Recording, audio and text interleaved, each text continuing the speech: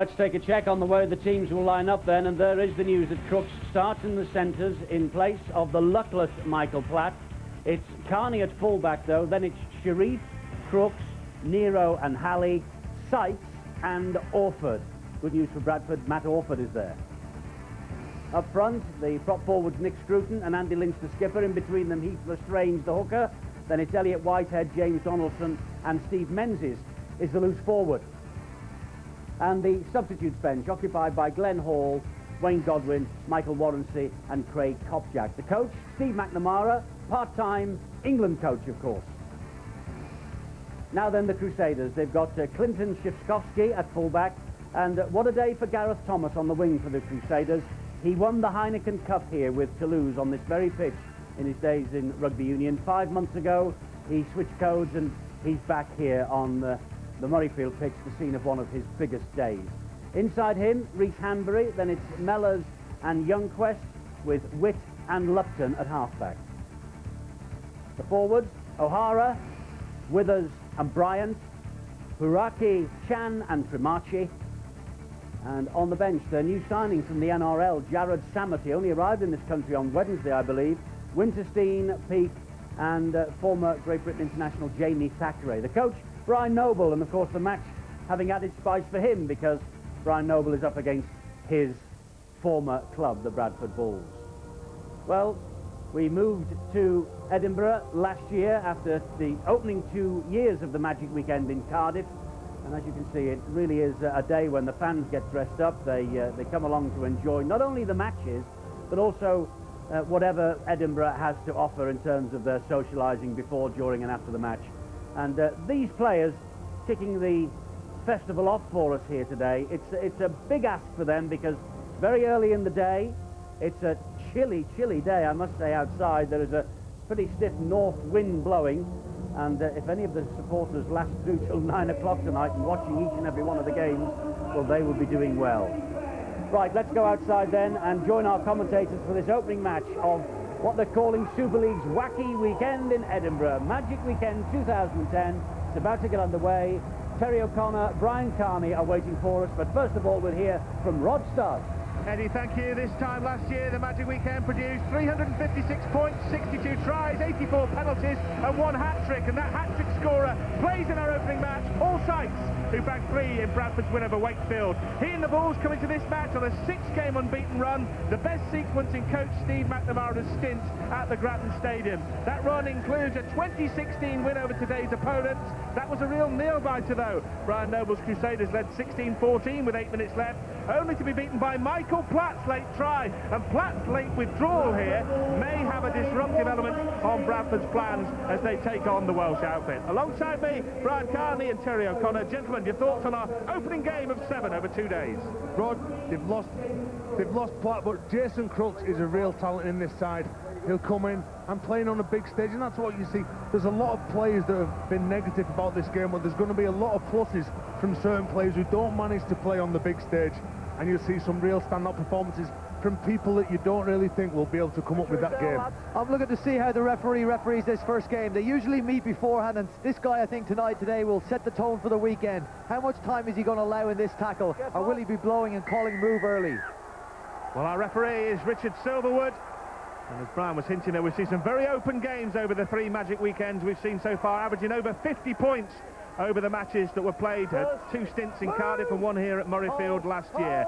It's the Crusaders with first use of the football, and Brian Noble going up against his old club Bradford for the 9th time, and has a very good record against them, 5 wins and 3 defeats in his time as Wigan coach, and now in charge of the Crusaders. And Crusaders are up against the Bradford side, who were outstanding in defence, in and around the ruck area. They control the speed of ball, and Tulkar played the game last week, and that's what happened, and that's why they got the win. Yeah, it'll be key to start well here. They were very tight, the Crusaders, at the Grattan Stadium in Odsall. They're moving this ball on the last tackle and finally getting the kick away. We'll see a lot of kicking today from Michael Witt, the man who put the boot to ball there. In terms of attacking kicks in the competition, he's second only to Michael Dobson at Hull KR, and his kicks have produced a heck of a lot of tries for the Crusaders this year. Nice kick. Important to get your your first kick down there early, down the bottom.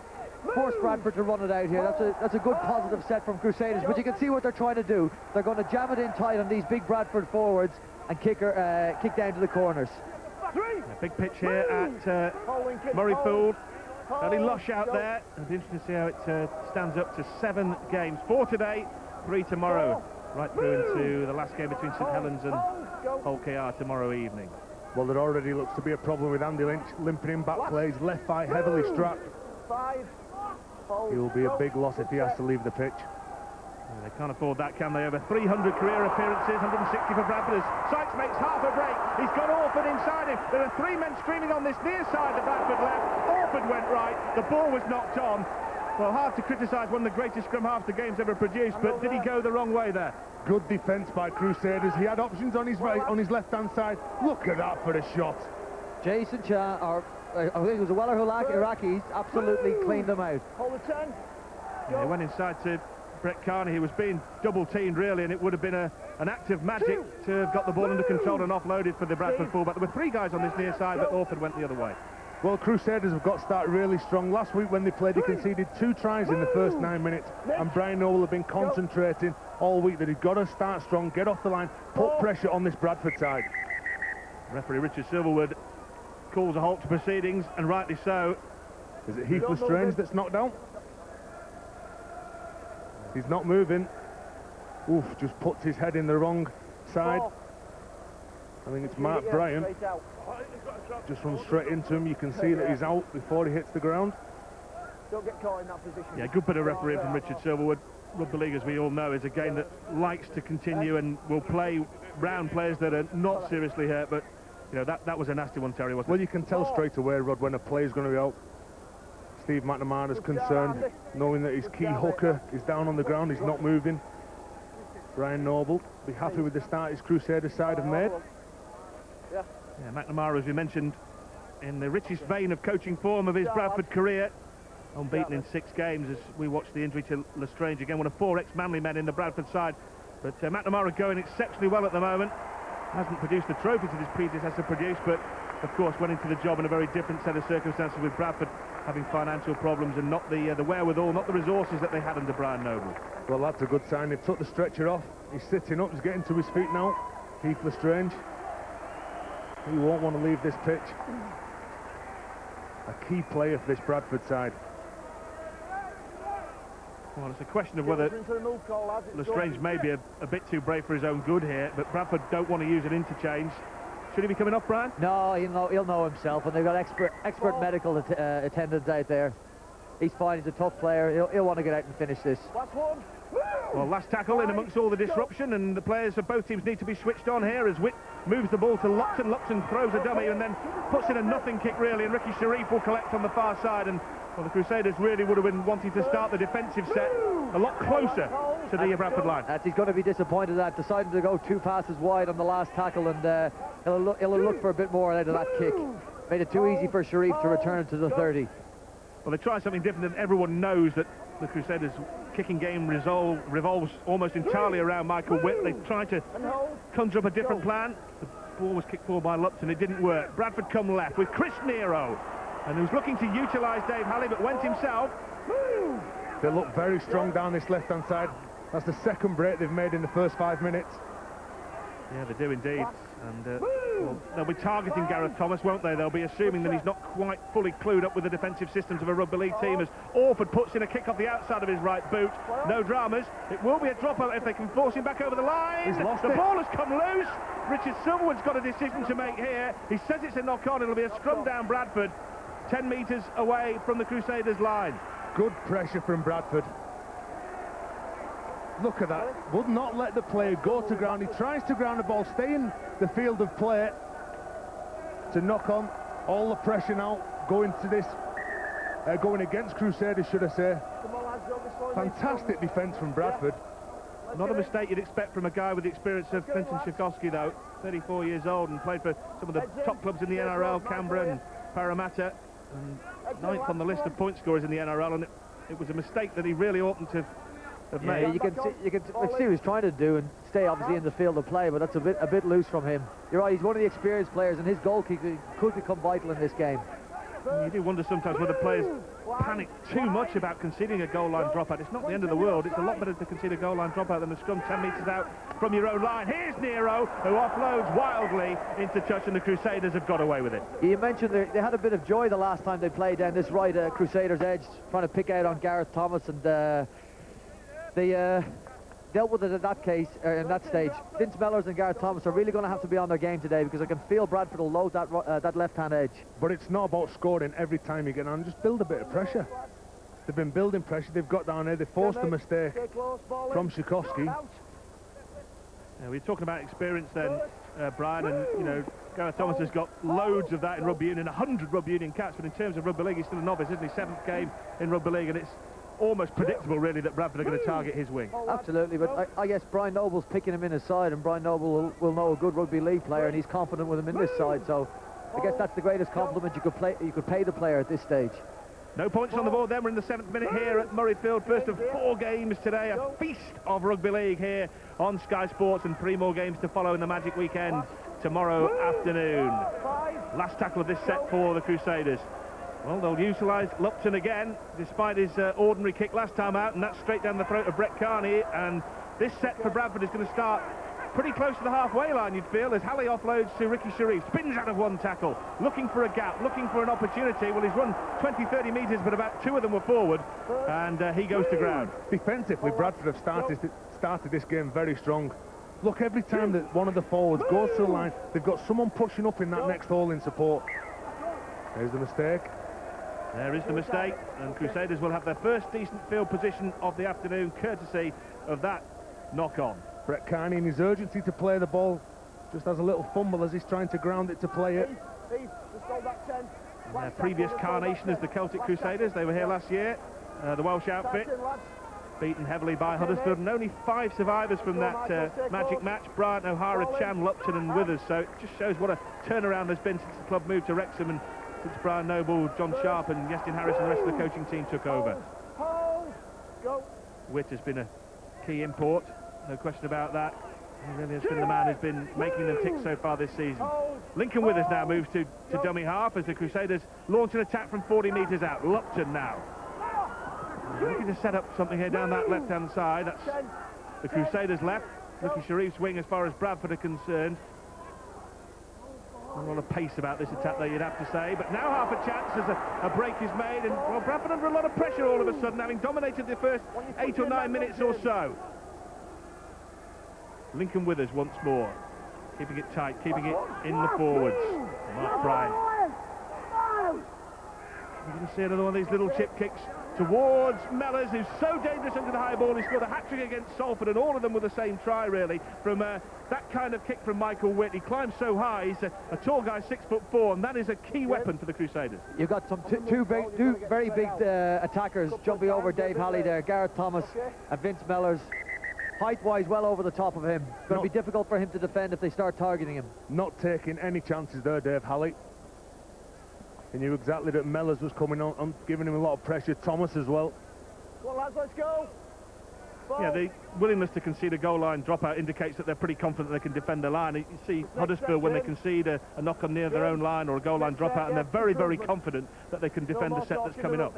Oh, they could have conceded a try there with the pressure that Crusaders were putting on them. Paul Sykes will drop this one out, and as we mentioned, he bagged a hat-trick here last year. Happy memories for Paul Sykes in that comfortable win over Wakefield for the Bradford Bulls. That's their only Magic win, though. They lost the 2 games in Cardiff. That's a good result from a dropout. That is a big kick. The kick, the chase, they're over the halfway line. As Bryant comes bullocking forward for the Crusaders. And they have a presence this season. Chan. And Witt goes into dummy half, and Withers at first receiver this time. Lupton coming standing wide and throwing a dummy or 2 before running into heavy traffic. Still a couple of tackles left in this sequence as far as the Crusaders are concerned. And now, what's the last tackle option going to be?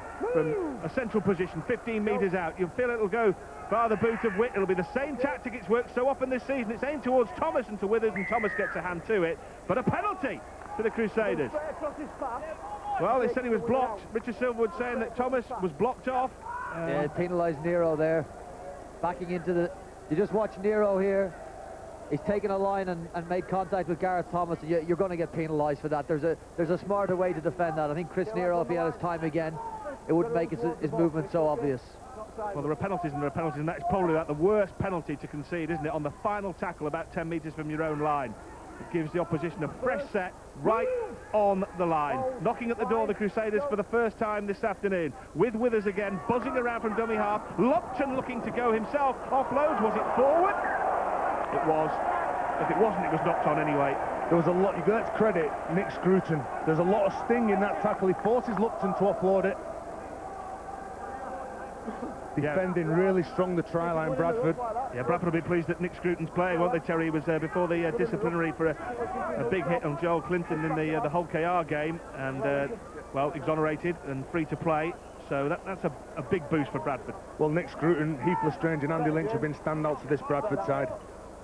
But you've got to say Dave Halley's going to be under pressure right through this game, along with Chris Nero. What this opening 12 minutes will have told Bradford is that they're playing against a big, aggressive team. They got some big outside backs, some big abrasive forwards. They can't give them too much time down on the Bradford line there, or they might come up with a result soon. The players know all about each other. They played recently at the Bradford Stadium when Bradford just got home, 2016, but the Crusaders were 16-14 up with 8 minutes left, so there'll be no hint of Bradford taking the Crusaders lightly. And indeed, they've really surpassed all expectations this season with the wins they've put on the board. Already got 4 wins, which is more than they had in the whole of last season as the Celtic Crusaders. It's been a terrific start in Wrexham for Brian Noble's boyos. And this is a good start to this match too. Scoreless after a dozen minutes. And Bradford penned back, and Sykes has to give it the long handle and hammer it down into Crusaders territory. And the Welshmen won that set of 6, really, defensively. They need some good field position, Bradford. Crusaders have started to step up the speed of this game, pressuring Bradford every time they get the ball. They're not waiting for them to make the plays. Hiding last week against Huddersfield, and you mentioned, Terry, didn't you, that they were beaten 40-16 by Huddersfield, and that Brian Noble would have been looking to tighten up the defence, which is the first thing you want to do after a bad defeat, isn't it? Make sure that you don't concede so heavily again, and that's clearly happened. Absolutely, he'll want them to knuckle up. They do play a simple game in attack, but it's quite effective. You have to be on your game in defence. See that knee out, Chief? Yeah, you can only work with the players you've got, and we all know that Brian Noble was having to wait very late to get players on board. It's not so much the player he's got, it's the time he's had with them, Rod, that's limited what they can do on the field. I think if this team stays together, we see them running it on the last. Well, it was a kick forward from Lupton, which was picked up by Steve Menzies. Now, Steve Menzies, his ripe old years, is not going to have the pace to go the length there, but he's wise enough to hold on to the football. Let's credit Steve Menzies here. He's looking for support, he's looking to pass the ball, he just takes the tackle because he knows it's an impossible pass to get away. Yeah, sign of experience and 36 years young, Steve Menzies, from the great try-scoring forwards of the modern era. Second on the try-scoring list in terms of forwards last year. He's a prolific 4-point scorer. Well, Bradford, there's Steve Menzies, a Manly legend. Orford offloading, and offloading well to Nick Scruton. Last tackle then for Bradford, 20 metres out. Will they go to this near side to Thomas's wing? No, they don't. And a little chip forward from Sykes is just going to run dead. It was an agonising race. For a moment it looked as though Jason Crooks, the guy who's come in late into the team after Michael Platt's injury in the warm-up, just about got there but couldn't quite. And they've got a bit of space in these in-goals as well. Might see a few tries scored from little kicks slid in behind. I think Crusaders will want to smarten up on their last tackle plays. There's a couple of kicks now that they've got nothing out of. If they want to win this game or have a chance of winning this game, they've got to be very, very good with their last tackle plays. Yeah, that injury to Michael Platt and the warm-up and ankle problem. Jason Crooks coming in. I mean, how difficult is it to come in cold, Brian? Or if you're 18th man, do you just prepare like you're playing? Well, you should do. They say you should do, but it's still a big ask. It's still a big ask, but once the whistle's gone off, he'll be fine. It'll be just a few minutes once he knows that he's going to start. The whistle goes again from Richard Silverwood for a Crusaders penalty. Well, he's deemed that Chris Nero made a play for that ball. Oh, he's calling for dragging. He's calling in a pulling position. He's calling. Dave Halley's pulled it. He says he's in a pulling position. Obviously, in the new rules now, you can drive, but you can't pull or drag an attacker out towards touch. It's a difficult one. I mean, you got some momentum going there, tackle twist, and suddenly from pushing you end up pulling. Yeah, difficult. Well, let's just go down to the sidelines and get some important news from Bill Arthur. Bill. You were mentioning Michael Platt's late withdrawal for the Bulls. Well, it turns out that he did do the warm-up with a painkilling injection because of an ankle problem he picked up, and they suspect he might have broken a bone in the very back of his ankle, which could be a complicated break to mend. He played with it last week with a painkilling injection. They thought he could maybe get through this week with it. Turned out not to be the case. Crooks did do the warm-up with them in the fear that that might well be the case, as turned out for the Bulls. Yeah, that could be a long-term problem. Thanks, Bill. It'll be interesting to see how that pans out over the next few weeks. And Michael Platt has had some terrible problems this season anyway with injuries, and he missed the start of the season. Looks like he might miss a bit more of it as well. Scruton's really putting himself about this opening 15 minutes of the game. Well, a chance for first points then. Still nothing on the board. Half a chance here for the Crusaders. Jason Chan almost to the try line, within a metre or so. Withers to Witt. Witt looking to kick again. Chips in goal. Will look to go himself and loose for a moment, and then bundled over the dead ball line by Brett Carney to force a second goal line dropout for the Crusaders. Good play by Michael Witt. Exactly what Brian said. Big in-goal areas. Brett Carney not taking any chances whatsoever. He bats that ball dead. Good full-back play. Good positionings. He's alert. Just keep an eye on Lincoln Withers, number 9 for Crusaders. Been very, very lively in this opening part of the game. Very, very smart, very sharp out of dummy half. Very strong in defence and attack. Yeah, Michael Witt is the key go-to man for the Crusaders, and they've been playing rugby union recently. Been out of rugby league for over a year. Been playing rugby union in Otago, but has slipped back into his form that he showed when he was playing for the likes of the Parramatta Eels. And another former Manly player. Yes, he is. There's a lot of them about on the pitch out there. We got Mark Bryant as well. Here's Shan, who barges his way through a couple of challenges. Carney comes across and knocks him down, but now a chance for the Crusaders. They've got, well, men lining up on the far side. Now it finally goes left, flipped on by Lupton. It's loose and the momentum is lost. Well, briefly anyway, but now it's picked up once more. Well, Bradford under a lot of pressure here. The team on a 6-match unbeaten run, suddenly rocking out there. Hambry have got the ball pretty close to the try line over the far side. Richard Silverwood looks on as the ball is offloaded once more to Mark Bryant, sidestepping the big man, 10 metres away from the line. Still the Bradford defence holds firm, and Lestrange is in there recovering from that early bang to the head. Last tackle then, it'll be another kick surely from Witt. No, a dummy inside and a ball that's offloaded. Bradford are wise to it. But still the Crusaders keep coming, and still it's Chan, and now it's going to be Mellors who's over the line, but I'm sure he hasn't got it down. He'll have performed a miracle to have got that down. Richard Silverwood doesn't need the video ref. Scruton. What great work from Nick Scruton here. That is good defence. The awareness to where that ball is, all the pressure that Crusaders have had. This is a must-complete set for this Bradford side. They've been under pressure in their own 20 for about the last 10 minutes. And you know, on the flip side of that, Terry, this is a great opportunity for Crusaders to really rev up. And look at the speed of that line. You've got to get forward in defence. Don't wait for Bradford to make their plays. Crusaders having their best spell of the match, but it's the same in all sports, isn't it? If you don't score when you're on top, it usually comes back to bite you. And what's important for Brian Noble's men in this set of 6 is not to give a penalty away. Yeah, they haven't given one away all afternoon so far. That's been a feature of the Magic Weekend too. The referees have been fairly open. There's been relatively few penalties. As I mentioned, 84 last year in 7 games, which is less than the tournament average. Menzies burrowing his way up to the halfway line, and Bradford haven't got out of their own half with ball in hand. Final tackle. Well, a kick from dummy half from Lestrange, and again, I'm sure that wasn't the option that Steve McNamara would have wanted. But Rod, that is a good set of 6. They were trapped in their own corner, in the left-hand corner.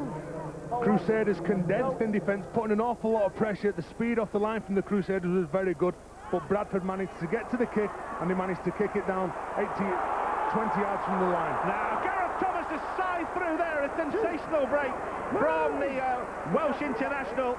Steve McNamara, a concerned man, no doubt. That's the kind of silky skills that the Crusaders want to see from Thomas. Won the European Cup here, the Heineken Cup here as a rugby union player, played here, of course, for Wales many times in the Six Nations. Oh, and that's gone loose. Richard Silverwood says that's fair enough. It was Jason Chan who released the ball. It wasn't ripped out. Well, if it was one-on-one, wasn't it? Orford was smuggling the ball away, so good shout from Richard Silverwood. You're right, a great run from Gareth Thomas. Good to see him. We have to stretch those legs. Crusaders fans would be delighted to see that. Yeah, here it is. I mean, he's bust through some tired defence here. meant it, wasn't it? I think it was the last two to get through. Donaldson, was it? Yeah, and he just shrugged him off like he was an irritating fly, Thomas, as he swept through. And for a moment, it looked like he might be able to carve his way away down that left-hand side to the try line. But Bradford were quick, and now it's a penalty. This is good for Bradford. They need to work this ball down into the corner now. Take a rest, take a break. Ref deeming he's held on a little too long in that tackle. Bradford's first penalty, Brian, and it's come virtually on the 20-minute mark, halfway through the first half. And you've got to say they probably needed that. Crusaders really playing the game at a high tempo speed. 2 penalties to 1. It'll be interesting to see what happens here, because as we've said, the Crusaders have enjoyed all the position and possession in the last 10 minutes, haven't been able to score. They've been close on a couple of occasions. If they were to concede here, it would be a savage blow, really, because Bradford haven't been in the game for 10 minutes. They haven't been in the Crusaders' half for 10 minutes, but now they set up base camp, looking to put the first points of this magic weekend on the board. Oh, he gets to within 20 metres of the try line. Down this left-hand side, Dave Halley hugging the touchline, waiting for a ball to this near side. That's been Bradford's preferred modus operandi, as Lynch offloads to Lestrange, and Lestrange spotted half a gap which closed very quickly, but Bradford are literally knocking on the door now, with Carney going to that far side. Sykes looking for a long ball. Well, Crooks is knocked down. He was slipping as he went to ground. There's a lot of rain in the Edinburgh area this morning. The pitch will be just a touch greasy. Donaldson burrowing his way towards the try line. Crusaders hold firm. Richard Silver says this is the last. What's in Matt Orford's locker? Will it come to Matt Orford? Surely it will. Here he is. A little kick to the near side. It's behind Halley. Oh, plucked out of the air by Gareth Thomas, like plucking an apple from a tree. Thomas is away. Sharif coming across. Thomas won't have the legs. Oh, he's got the sidestep, though. That was sensational from Gareth Thomas. He just weaved away from Sharif quite brilliantly. Can the Crusaders turn it into points through Michael Witt? Michael Witt scores, but you might as well call it Gareth Thomas' try. A brilliant try from Michael Witt. Crusaders lead 4-0. That is a wonderful try. That is a wonderful try by the Crusaders, and all credit to Gareth Thomas, and all credit to the composure he had at the end of his run to take the tackle, play it as quickly as he could, and let Crusaders attack a fragmented Bradford defence. Well, Michael Witt first to congratulate Gareth Thomas, his 4th Super League try of the season. But Gareth Thomas, that was absolutely brilliant. The break and then the sidestep inside Sharif, and as you said, Brian, the presence of mind to get the ball played quickly, and with the defence shot to pieces, the try was on. Well, the best players in the world of rugby can deal with all kinds of pressure, and that's exactly what Gareth Thomas done then. He cut inside Ricky Sharif, he got up, played the ball as quick as he could, and they're flooding forward the Crusaders. Bradford cannot get back to prevent this try, and it all come about from the urgency of Gareth Thomas. Michael Witt, a real attacking threat every time he gets the ball. Simple try for Michael Witt. It'll be a simple conversion too, Terry, won't it? Michael Witt will shortly take his seasonal points tally to 92, but the real statistic that matters is that the Crusaders lead this game. The 14-point underdogs lead by 4-0, and this really is a gimme for any kind of Super League goal kicker. 6-0, the Crusaders in front, and you have to say that they deserve to be in front, don't they? Absolutely they do, and I think the tiredness that you saw in that Bradford attack, and how slow they were in getting back to chase the break, is a result of the pressure the Crusaders showed in the first 20 minutes of this game. As we see Wick cross the line here for the try made by Gareth Thomas's fielding of the ball and run. But it's absolutely the pressure that Crusaders have put on this Bradford defence that have tired them out. It's an energy battle. We often hear it in commentary. The coaches come on here and they talk about the energy battle. At the moment, you would say that Bradford are low on energy and the Crusaders are high on it. Terry, you made the point, didn't you? You don't have to score on every play, and the Crusaders have reaped the benefit from all the pressure they've put on in the last 10 to 15 minutes. Yeah, they have, and you've got to say, Michael Witt is one of those players who's got a knack. He puts himself where the action is, and he always gets rewarded. He's a real key player for this Crusaders side. Yeah, the Crusaders shuffled their pack, as we mentioned in the off-season, and it's a penalty here to the Crusaders. I mean, it appeared that they were presenting a blueprint for disaster at the start of the season, as they didn't even know where they were playing, when they were playing, who would be playing for them. But I'll tell you what, in all the adversity at the start of the season, Brian Noble's boys are producing the goods. Well, it's Elliot Whitehead giving a penalty away, stripping the ball off Jamie Thackeray.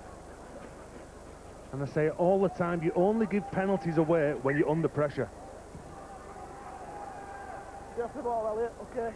What you got to remember, Rod, is although Brian Noble has had limited time, he's got a very, very experienced set of players out there. These guys have played hundreds of NRL games between them down in Australia. You've got Jamie Thackeray, a Great Britain international. Gareth Thomas, although he's a novice to rugby league, has played in some big games, so he has got quite a bit of experience out there. Yeah, and the fact is that no one has won more Super League games than Brian Noble. In the summer era, he's won 209 games in all competitions. Absolutely right. The test for Crusaders is going to be off the field and the crowds they get. On the field, they've got the team to worry people. And the worry here for Bradford is that Mellors is going through some very tired tackling here, and the big worry is that there's still 15 minutes left in this first period, and Bradford looks short on gas already as Lupton spins it wide. The Crusaders looking to be a little bit more expansive now. Maybe they feel that they've ground Bradford down and they can take advantage of a weary, tiring Bradford Bulls defence. And that just goes to show you've got to control possession. They only leaked one try last week. Well, Bradford could leak another one here, and it'll be 2 in, 3 minutes? Last tackle. If they can get the ball out to this near side, Gareth Thomas throws his arms in the air and said, if that had come out towards me and Vince Mellors, we'd have been in there. But Bradford have managed to just about hold on. And again, good play by Brett Carney, the full-back for Bradford. He knew that he had to go and he had to be strong in that collision on Lincoln Withers. Otherwise, it was on this right-hand side. Crucial set for Bradford. Crucial set. Crusaders can really pin them down here now. Bradford demolished Hull KR last week. They demolished Dewsbury in the Cup as well, and now they've got a penalty. Well, they needed that, didn't they, Brian? That's exactly what they wanted. Will be fuming. Lincoln Withers, who's been flagged up by referee Richard Silverwood. Ball steal. It's an error they could ill afford to make because they had Bradford pinned down. Mind you, they've not made much ground on that penalty kick, but the fact is they've got a new set of 6 coming up, and instead of being pinned down inside their own half, they're going to be in Crusaders territory here with this all being and they'll be hoping they can put in some sort of attacking kick at the end of this set instead of a defensive kick. They'll need to make some ground first, though. This is the Crusaders' 8th trip on the road this year. They're a game behind at home because they had that game postponed down at Neath against the Harlequins. They've got a game in hand on every team in the competition, bar the Harlequins. So they're used to being on the road this season. Carney for Bradford. Good run. Well, Richard Silverwood said move, and they didn't move. And Withers has conceded a couple of penalties here back-to-back as Bradford have piggybacked down the pitch. And now the Crusaders' line is going to be under threat. We're saying Lincoln Withers had a little play at that. That's what Richard Silverwood give the penalty away. They take a quick tap. They do, and Captain Andy Lynch, and he offloads acrobatically towards Warrancy. Warrancy does in the end get his hands on the football. There's Wayne Godwin also involved as Bradford shuffle their pack. There's a couple of substitutes there off the interchange bench, linking up. Steve McNamara changing things around. Hint of another penalty there. They need to play direct. They need to play direct. You've got Matt Orford going in. Done 2 rucks before. Nobody's going forward. Nobody's hitting the advantage line. Nobody's offering themselves.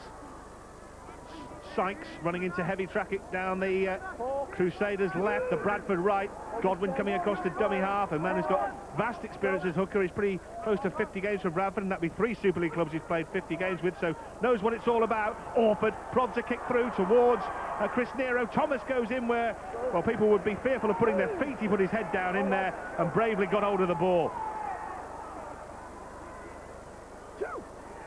Thomas, one of the stars of the show for the Crusaders so far. He and Michael Witt leading the charge. And the Welshmen lead with 12 minutes to go before half-time. Just 6 points on the board. Michael Witt's try and conversion, the difference between the 2 teams. They want Bradford to stay clean here. As the see Crusaders just starting to get their nose through the line on this Bradford defence. They've got them retreating. He'll love this, Withers. Let's get down to the sideline and get the latest news from Bill Arthur. Bill? Rod, you mentioned earlier on Heath Lestrange getting a knock, and I think you said that he might be being a bit too brave for his own good. Well, he did stay on after he was down for a while on the halfway line, and he's now left the field, and he's been tended to by the Bulls doctor, just examining the neck, and he does seem to be in a little bit of discomfort. So whether he might have just aggravated the injury by staying out there is what the Bulls will be looking at half-time. Thanks, Bill. Yeah, it was a really hefty knock.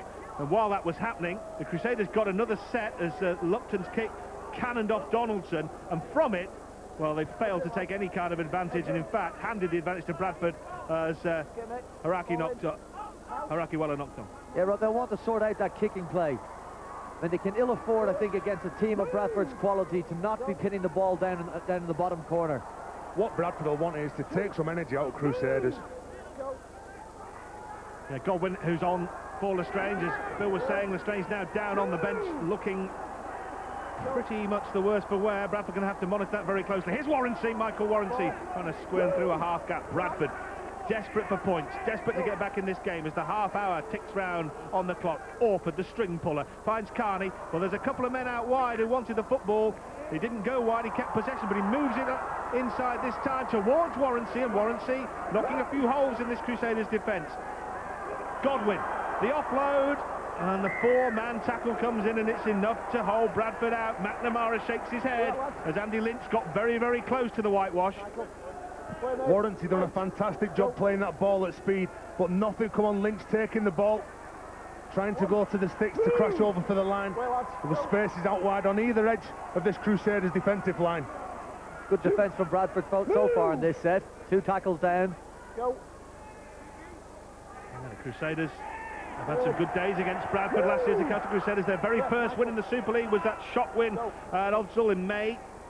30 points to 24. Luke Dye got a couple of tries that day, but he's out of the side at the moment, injured. The guys there missing. Good run, Thackeray. Well, they kick, and they kick early, and they look to kick deep. They look to split Carney and Ricky Sharif. Carney collects 20 metres from his own line. And that's okay, and a good decision to kick early. They were getting dominated in defence. Bradford weren't going to be set on the last tackle. It was a good decision. Oh, I tell you what, Gareth Thomas has made a real blunder there, because there was no one at the play the ball for Bradford, no one at the play the ball. If Thomas had got up quickly, Bradford were in an absolute mess. Let's see it again, Terry. That was silly by Gareth Thomas. You can see Ricky Sharif saying, get behind me, get behind me. He couldn't play the ball to some of his players who retreated behind to bring that ball forward. That's a silly penalty by Gareth Thomas. Yeah, there is a sign of inexperience, because had he just literally popped up immediately and said to Sharif, you've got to play it. If he just would have left him, there would have been all kinds of trouble. We'll see a 200-game veteran make the same mistake. Don't worry about that, Gareth Thomas. Here's Orford from Bradford inside the Crusaders' half. They're now in front on the penalty count, having been behind early on, but they aren't in front on the scoreboard, and that's all that matters. Just one try. Michael Witt scored it and converted. Bradford have got to give Matt Orford more options. He's gone across the park. He's looked to drop somebody off. Somebody else should have been hitting a line outside him. Key man to this Bradford team. And the last game they lost was at Hull, and that was the only game Orford's missed this season when they looked completely impotent in attack. But the reason why Matt Orford is very dangerous, because he doesn't preempt players. He plays what's in front of him. Bradford 10 metres out again. But haven't really cut this Crusaders side open yet. Godwin. Well, half a chance it was for Paul Sykes, who's been knocked over at the play of the ball, and the whistle goes. It's a penalty bang in front. Surely they'll run it. And that was the correct decision. That was the correct decision. Sykes had run really hard into that. He could have taken a quick tap. That's the right decision to run it too, isn't it? 2 points, not a lot of use at this stage. This is a third straight set as well. Pressure on the Crusaders line. Lynch, well, it's that tried and tested method from close range for Andy Lynch. Like the good old days when Paul Anderson used to score all those tries. Crusaders are really short on the left-hand side. And that's where Bradford are going. Crooks, well, that is a superb ball and all tackle from Nick Youngquest. Got it absolutely right, timed it absolutely perfectly. Bradford going round in circles, running out of tackles, just 2 left. Watch Matt Orford go at the sticks. Here is Orford. He does just that. He looked to burrow through himself, but now the string puller, the kicker, is actually playing the ball on the 5th tackle, which is a problem. It goes back to Sykes. Sykes puts a grubber in it, ricochets. Silverwood plays on. So does Paul Sykes. He can't get the ball down. And Halley cannot believe it. Halley cannot believe he didn't get the pass off Sykes. Well, let's give some credit to Crusaders.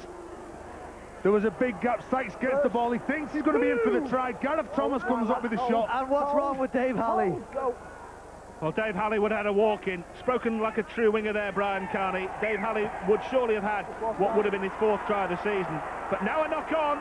Well, Jamie Thackeray, a loose carry going into the collision. Well, they're putting pressure on themselves now, aren't they? They've conceded back-to-back penalties. Now they've knocked on 10 metres from their own line. Well, he's just trying to shove James Donaldson off in his efforts to do so. He's lost possession of the ball. Well, this is the time when the Crusaders want to just be shutting this game down and getting through to half-time with a 6-point lead, but they're not doing that. In fact, they're doing the opposite. No, that's right. They, I wouldn't say they're self-destructing or anything like that, but there's a little bit of tiredness on show. It's interesting there with Jamie Thackeray, the knock-on being given against him, and in the previous time he ran it out, he won a penalty for a ball steal. I think the referees are really looking to see whether the person attacking the ball comes away in a different direction from the person running the ball. If you can stay and move in the same direction as the attacker and dislodge the ball on the sly, I think you'll get away with it. Ambry was taking a ride on Brett Carney there. It was enough to knock him down. Sharif, who's in spectacular form at the moment, scored 5 tries in his last couple of games for the Bulls. Now the Bulls on a charge, driving it in. Still a couple of tackles left in this sequence. Godwin to dummy half. Remember Lestrange off injured. Orford with ball in hand. Now it comes to Sykes. Sykes through a gap, and again the door closes on him with a couple of men outside him. Nero and Halley wanting the offload. Sykes sniffing the trial, and again a hat-trick here last year. Orford goes himself. Again Orford is tackled on the final tackle. That's the second sequence it's happened. And, well, you see what happens when the playmaker isn't in the pivot position on that 5th and final tackle. You get that kind of finish to a set.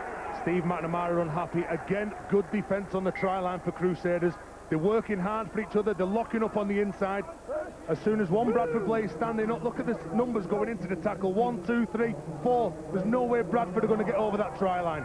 Now, how important is it, Bram, that, you know, Orford isn't being caught in possession on the 5th tackle? Shouldn't he be directing the traffic on the 6th and final tackle? Yeah, you're right, but if it does happen that he does get caught in, you would hope that they've got some other pivots that can stand up and take charge. I mean, otherwise you just can't rely on Matt Orford to do absolutely everything. I think what he is trying to do is he's a very, very strong runner of the ball. So it's tempting for Matt Orford to take on a defence, and Crusaders will be aware of that. If they don't make a good hit, a good impact on Matt Orford, he's likely to go through the line. You see a problem again on the 5th tackle. Yeah, a kick Peter Lupton scuffed into touch from Peter Lupton. Well, he's saying that it's played up by Bradford. It's gone into touch, so Crusaders get the ball back. They get a break there, Terry, don't they? That's a real break. That makes a huge difference, doesn't it? It does. It does. And Matt Orford as well, because he's such a big player, you can sometimes use him as a foil. Crusaders are going to bring on their new signing. They're going to bring on Jared Samet. Let's go down to Bill Arthur. Bill, what can you tell us? It's not Jack Sparrow, if that's what you're thinking, because already that's how Jared Samet has been christened by his new teammates at the Crusaders, and in honour of the Pirates of the Caribbean yarns. He's had that sort of journey to join the Crusaders across the world. Flight delayed in Bangkok. He was due to arrive on Wednesday. He only got into Wrexham at 10 o'clock yesterday morning, straight off the plane into a training session with his teammates, and now onto the pitch in Edinburgh. It's been some journey for the former Penrith player. Well, his hair grows quick, as well as his moustache. I remember Brian Carney having a moustache like that once on an episode of Boots and All. Let me tell you, let me go on record saying that is the most outstanding do in Super League this year. Hats off to Jared Samet. Look, he's a good player. He'll speed this game up. Super League's very own Johnny Depp is on the pitch then, and the Crusaders are on the attack. Again, they lead 6-0. This is the final tackle. Perhaps a one-pointer at this stage of the game. And it is knocked over by Michael Witt. Well, he took the option 3 minutes before half-time. They moved 2 scores clear, 7-0 Crusaders. Well, you called it, Rod. Michael Witt is listening to your commentary. There you go. One of the best kickers in Super League, Michael Witt. You only put pressure on yourself, and Michael Witt had no pressure whatsoever. Brian Noble, what? Are you kidding? What have you done that for? Hey, they won't say that, they win by 1. I remember very famously a game at Bradford when Saints were beating Bradford by 2 points, and Paul Deacon had miscounted a score and dropped a goal, and Brian Noble was pictured in the stand questioning what Paul Deacon was doing in some fairly colourful language, and he seemed to be similarly confused there, but it was a reasonable enough tactic, wasn't it? 7-0, a point there is definitely a point gained. Yeah, they get the ball back now. And it puts a bit more pressure on the Bradford side. Crusaders' first drop goal of the year. Michael Witt's first drop goal of the year. He scored a lot of points. It was 86 before today. He moves up to 93, one of the leading scorers in the competition. Mind you, he's got a way to go to catch up Pat Richards. You will say at times like this that you thank your lucky stars our game only rewards 1 point for a drop goal, though. Well, it rewards a penalty to the Crusaders. Richard Silverwood blows his whistle once more, and this has been a highly satisfactory first half for Brian Noble's team, no matter what facial expression he was putting on his face there as Witt knocked over the drop goal, because to go through a half of rugby league against any opposition and not concede a try is a big thumbs up from the coach. Absolutely. Brian Noble will be very happy with the way the Crusaders are defended. Bradford haven't had a lot of quality ball when they've had energy in their tanks attacking the Crusaders line. They will have a say in this game at some stage, this Bradford side. Crusaders know that, but they'll be happy with their first half performance, that's for sure. Hold. Well, Bradford should not get a sniff of the Crusaders' try line here in the remainder of the first half. If this was basketball, the Crusaders would be using as much time off the clock to make sure they had the last attacking opportunity. They should run through this set and we'll be into the final minute by then. If they can make sure they put a decent kick in at least and pin Bradford back on the try line, that'll be good enough and it'll be a good first 40 minutes why work. wouldn't they go for the one-pointers at the end of this set? Go. Well, the difference between 7 in front and 8 in front is probably negligible, isn't it? I would imagine, would be the coach's point of view. It's took them 2 scores clear. They're already 2 scores clear. I reckon they'll try and do a little bit more than that this time. Maybe just get it right on the try and maybe try and force another set. Last tackle. Oh, well, they put Dave Halley under pressure. They did with a couple of kicks early in the game. Here's Samet spinning the ball out to Witt. Witt, the commander-in-chief of this Crusaders attack. It'll land just short of the high line. Well, they've allowed Mellors to come out and catch that. He smuggled it away. There's a try here. Michael Witt's over. Richard Silverwood, will he give it? Will he be satisfied it came free? Legitimately, he is. And the Crusaders have scored a try. Bradford just let Mellors pluck that out of the air, which was absolute madness. And he just found Witt, and Witt strolled over for his second. The kicking game from Crusaders in this first half has been exceptional. They've forced Bradford to come off their own line. They've been pressuring them with the high kicks to this left-hand corner, putting Halley and putting Chris Nader under all kinds of pressure. But it's a 2-pass play from Samet to Witt. They just can't deal with it. And how strong are they? They go in, they're not going to die without wondering. They offload that ball, it goes to ground. But it's Michael Witt, the man who put the ball up in the air. He didn't stand back, he didn't admire his kick. He followed where it was going. And this has been an outstanding first half from Crusaders. Look at the strength to get that ball away. Michael Witt picks the ball up and goes in for the try. Michael Witt has added the extras from back in front. The half-time whistle has gone. Michael Witt, all 13 points to the Crusaders. Half-time, Bradford 0, Crusaders 13. Yes, it's the Michael Witt show, isn't it, in the first half of the Magic Weekend here in Edinburgh. What a performance from Brian Noble's Crusaders in the first 40 minutes of the total of 4 matches that we've got for you live on Sky Sports here